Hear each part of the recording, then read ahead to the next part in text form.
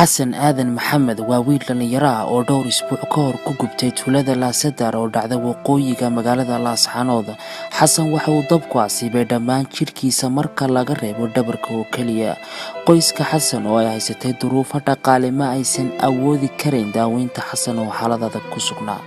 ubax cawil dirir iyo ifraax cabdi bulaale oo jooga gudaha magaalada laascaanood ayaa xaaladda xasan aadan la wadaagay ururka mubaarig oo ah urur ay ku midoobeen gabdho u dhashay gobolka sool kuna kala nool qaaradaha yurub iyo ameerika.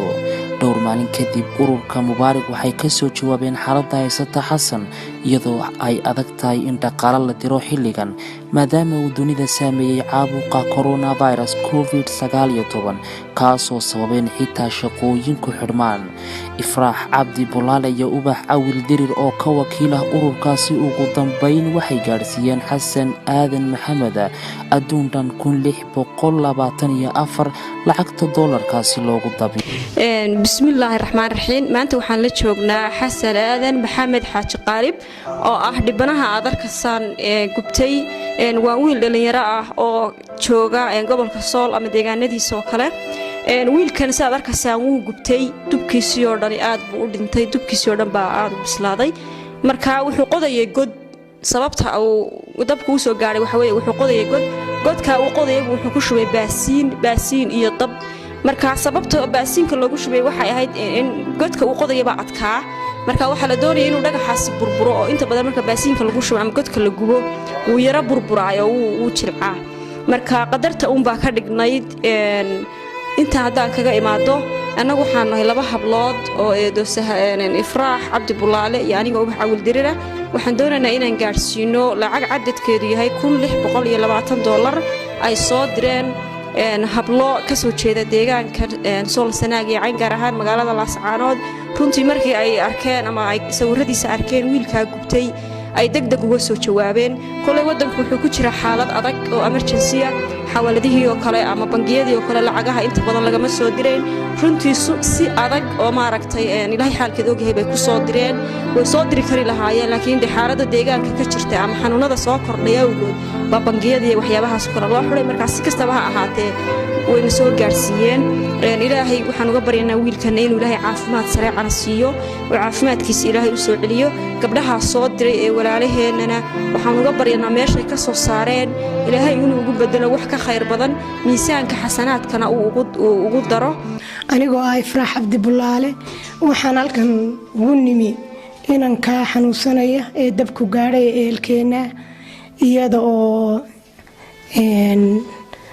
hablaha khayrka badan ee mubaarig ee jaamacsiyaad lacagna soo gaarsiiyeen $1620 oo aanu halkan ugu nimi inanka hooyadii iyo walaalihii ayaan adeerkii dhammaan reer xaaji qaalib oo aanu ku wareejinay. mahad ilaahay baa leh. mahad waxaanu u naqaynaa hablaha iyaga qolalka ku xidhan ee na soo gaarsiiyeen lacagtaad ee dadaalay ee ka naxay inankaa xanuunsanaya ee dabku gaadhay. qof bili aadana xanuun ku dhaca dabka u xanuun kulul.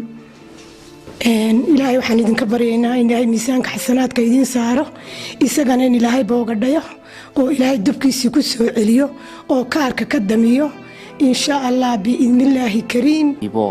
maxamed caalin khaalib oo ah adeerka xasan aadan maxamed waxa uu uga mahad celiyey ururka mubaariga sida degdeg ah ay uga soo jawaabeen xaaladda xasan maxamed. marka hore u mahad celinayaa ilaahay ina abuurtay muslimka inaga dhigay. alxamdulilaahi rabbil caalamiin yaan u mahad celinayaa.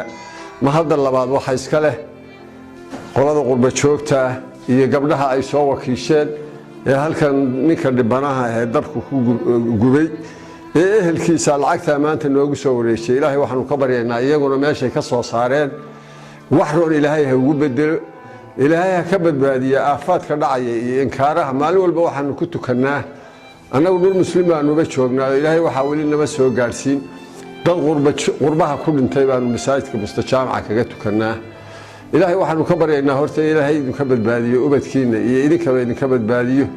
kuwa aad u soo wakiilateen ee na soo gaadhsiiyey ee ehelka ah ee sida sharafta leh noogu wareejiyeyna mahad labaad baanu celinayaa.